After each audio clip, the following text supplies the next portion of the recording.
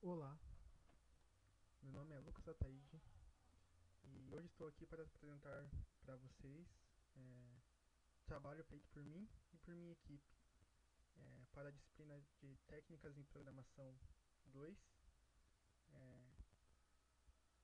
do professor Iano e do professor Henry. Primeiramente, já queria pedir desculpas pelo tom da minha voz, porque meu fone não é dos melhores, então vai ter que ser assim mesmo.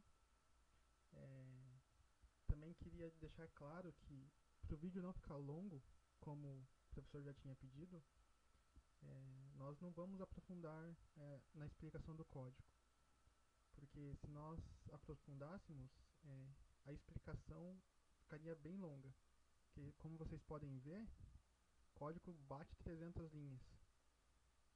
É, então, qualquer dúvida que o professor venha a ter sobre o código, ou vocês que estão assistindo venham a ter sobre o código, entrem em contato comigo ou com a minha equipe.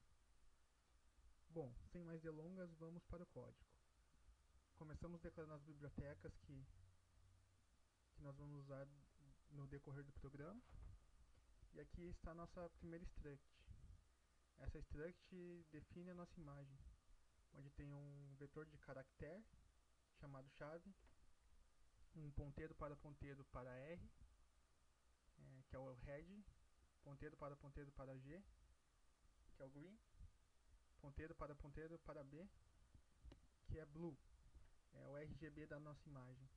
Declaramos também um inteiro máximo, um inteiro linha, um inteiro coluna e um caractere para auxiliar mais para frente. E chamamos essa struct de ppm. Essa segunda struct define a nossa imagem preto e branco, que também vamos explicar um pouco mais para frente. Só que no decorrer do nosso trabalho, a equipe entrou no consenso que seria mais fácil transformar a imagem em preto e branco para a contagem de objetos. Aí nós conseguimos transformar. Depois de pronto, a gente foi falar com o professor. Ele falou que isso só dificultou o trabalho, que não precisava, que teria um jeito mais simples de fazer isso. Só que nós optamos por deixar assim e então consideramos isso como um extra do nosso trabalho, transformar a imagem em preto e branco. E essa extração tem um vetor de chave também, um ponteiro para preto e branco, um inteiro máximo, um inteiro linha e um inteiro coluna. Essa outra struct marcará os pixels que já foram visitados. É uma matriz. Sendo assim, declaramos um int linha, um int coluna, um ponteiro para m e o inteiro máximo. Chamamos ela de matriz auxiliar. Essa aqui vai empilhar os endereços que a gente vai visitar. Então declaramos um int i, um int j e chamamos ela de posição. E aqui começam as nossas funções. Essa primeira função, ela vai criar a nossa imagem, jogando no para dentro de R, no para dentro de G, no para dentro de B. Essa função, ela vai criar a nossa imagem em preto e branco. Essa outra função vai criar a nossa matriz auxiliar. Essa outra função vai desalocar a nossa imagem. Essa outra função vai desalocar a nossa imagem em preto e branco. E essa outra função vai desalocar a nossa matriz auxiliar. E aqui começa a nossa leitura da imagem, onde declaramos um file arquivo, usamos o fopen, que é feito para abrir alguma coisa com o nome do arquivo e o RB, que seria o read binário.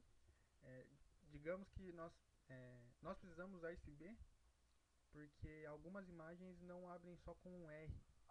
Então tivemos que usar esse B como para dar 100% de funcionalidade ao programa. Declaramos um int i, um int j e um int posição.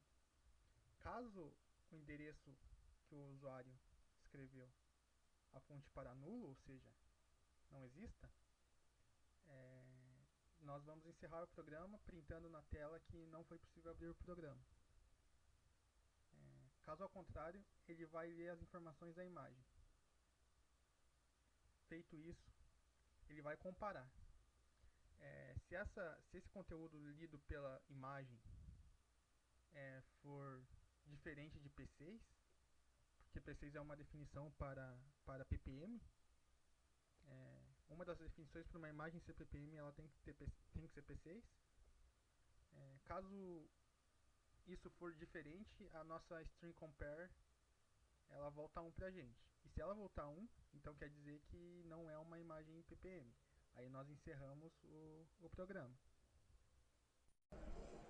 Agora aqui eu vou explicar essa função que é trivial para o nosso programa. Nessa função foram usados alguns comandos, o ftel e o fseek, para ler somente o primeiro R e G e B, e depois todos os R's, G's e B's, guardando em uma matriz dinâmica.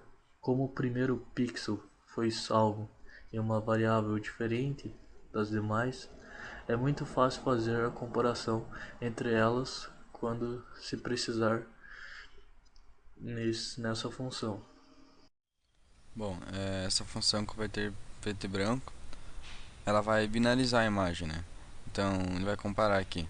Vai percorrer a imagem e vai comparar, né? Se o pixel for diferente do primeiro pixel, que a gente guardou nessa variável, se o RGB for diferente do RGB do primeiro pixel, vai marcar como zero, que é preto, né?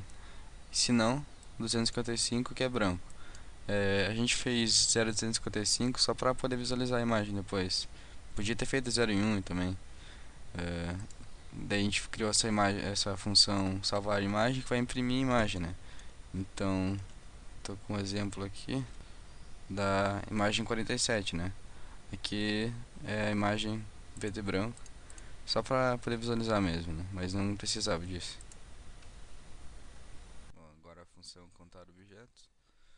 A gente criou uma matriz auxiliar só para marcar quais pixels já foram visitados. Então ela começa toda em zeros. E a gente vai percorrer a imagem até achar um pixel que seja preto, ou seja, zero, e que não tenha sido visitado na matriz auxiliar, né? Então a gente vai marcar ele como 1 na matriz auxiliar e vai guardar a linha e a coluna desse endereço. Bom, então a gente vai entrar nesse while que vai analisar o pixel de baixo, de cima, da direita e da esquerda. E ele vai guardar, se ele achou alguém lateral que seja preto, ele vai marcar esse endereço, vai marcar como já visitado, vai marcar nessa pilha que é um vetor dinâmico, né, digamos assim.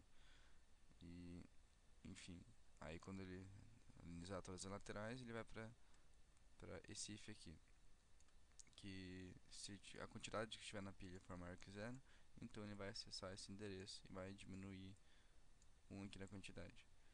Então ele vai fazendo isso até não ter nem mais uma lateral, não ter mais para onde ir, né? Então ele vai nesse break e vai contar um objeto. Vou fazer uma explicação sobre a main do programa. Primeiramente, então, o usuário digita o endereço da imagem.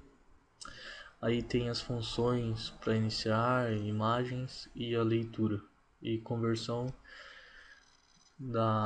do preto e branco. Finalmente aqui temos um print, que nesse print é dado um número de objetos.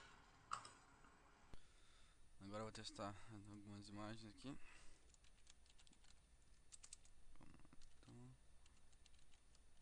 Então, a primeira imagem mesmo, 4 objetos.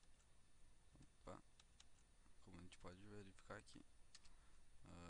Vou verificar agora uma mais complexo.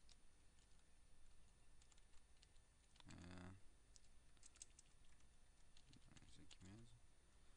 A 47, por exemplo, 6 objetos.